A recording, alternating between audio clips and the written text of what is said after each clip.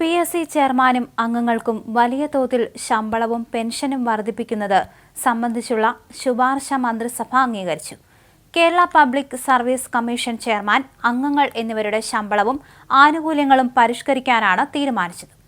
ചെയർമാന് ജില്ലാ ജഡ്ജിമാരുടെ super time സ്കെയിലിലെ പരമാവധി തുകയ്ക്ക് തുല്യവും അംഗങ്ങൾക്ക് ജില്ലാ ജഡ്ജിമാരുടെ സെലക്ഷൻ ഗ്രേഡ് സ്കെയിലിലെ പരമാവധി തുകയ്ക്ക് തുല്യവുമായിരിക്കും പുതുക്കിയ ശമ്പളം. മറ്റ് സംസ്ഥാനങ്ങളിലെ PSC ചെയർമാന്റെയും അംഗങ്ങളുടെയും നിലവിലുള്ള സേവന വേതന വ്യവസ്ഥ ഉൾപ്പെടെ പരിഗണിച്ച് ശേഷമാകും തീരുമാനം.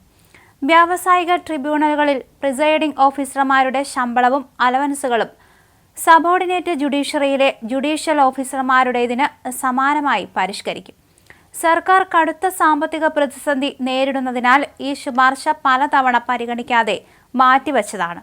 നിലവിൽ അടിസ്ഥാന ശമ്പളത്തോടൊപ്പം ആനുകൂല്യങ്ങൾ കൂടി ചേർത്താൽ ചെയർമാന് 2.24 ലക്ഷവും അംഗങ്ങൾക്ക് 2.19 ലക്ഷവുമാണ് പ്രതിമാസ ശമ്പളം. പുതിയ ശുപാർശയിൽ ചെയർമാൻ ആനുകൂല്യങ്ങളടക്കം 4 ലക്ഷവും അംഗങ്ങൾക്ക് 3.75 ലക്ഷവും ശമ്പളമായി ലഭിക്കും. സമാനമായി പെൻഷനിലും വർധനയുണ്ട്. നിലവിൽ ചെയർമാന് ലഭിക്കുന്ന പെൻഷനായ 1.25 ലക്ഷം രൂപ 2.5 ലക്ഷവും അംഗങ്ങൾക്കുള്ള 1.20 ലക്ഷം 2.25 ലക്ഷവും ആക്കണമെന്നായിരുന്നു ശുപാർശ.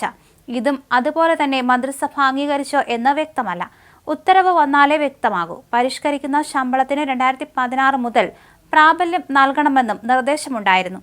PSC ചെയർമാനും അംഗങ്ങൾക്കും ഏകീകരിച്ച ശമ്പളം നൽകി DA ഒഴിവാക്കണമെന്ന് ധനവകുപ്പ് അഭിപ്രായപ്പെട്ടിരുന്നു. എന്നാൽ കേന്ദ്ര നിരക്കിൽ ജില്ലാ ജഡ്ജിമാർക്ക് ശമ്പളത്തോടൊപ്പം തന്നെ DAയും നൽകുന്നതുപോലെ PSC ചെയർമാനും അംഗങ്ങൾക്കും നൽകാവുന്നതാണെന്ന് 2007 സർക്കാർ ഉത്തരവ് ബാധകമാക്കാവുന്നതാണെന്ന മറുവാദവും ഫയലിൽ ചൂണ്ടിക്കാണിക്കുന്നു. ഇക്കാര്യങ്ങളിലെല്ലാം സർക്കാർ നിലപാട് അറിയാൻ വിശദ ഉത്തരവ് പുറത്തിറക്കേണ്ടി വരും. DA ഉൾപ്പെടെ നൽകിയാൽ പ്രതിവർഷം 4 കോടി രൂപയുടെ അധിക ബാധ്യത വരുമെന്നാണ് കണക്കുകൂട്ടുന്നത്. PSC ചെയർമാനും അംഗങ്ങളും ഭരണഘടനാ പദവി വഹിക്കുന്നവരായതിനാൽ കേന്ദ്ര സർക്കാരിൽ സമാന തസ്തികയുമായി ചേർന്നു പോകുന്നതാകണം ശമ്പളവും ആനുകൂല്യങ്ങളും എന്നതാണ് ശമ്പള വർധനയ്ക്കുള്ള കാരണമായി ചൂണ്ടിക്കാണിക്കുന്നത്. എന്നാൽ UPSCയിൽ 9 അംഗങ്ങളുള്ളപ്പോൾ കേരള PSCയിൽ 21 പേരുണ്ട്. PSC അംഗങ്ങൾ രാഷ്ട്രീയാടിസ്ഥാനത്തിലാണ് നിയമിക്കപ്പെടുന്നതും. അറ്റൻഡർ മുതൽ കേരള അഡ്മിനിസ്ട്രേറ്റീവ് സർവീസിലേക്ക് വരെ ഉദ്യോഗസ്ഥരെ തെരഞ്ഞെടുക്കുന്ന PSC അംഗങ്ങളാകാൻ പ്രത്യേകിച്ച് വിദ്യാഭ്യാസ യോഗ്യതയൊന്നും നിഷ്കർഷിക്കുന്നില്ല.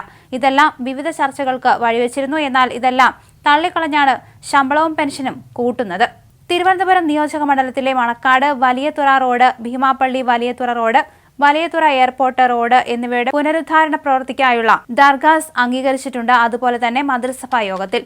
അതുപോലെ തന്നെ മറ്റൊന്നാണ് supply laying, testing and commissioning of water plumbing. ഇതിനൊക്കെ വേണ്ടിയുള്ള ടെൻഡർ അനുവദിച്ചിരിക്കുന്നത്.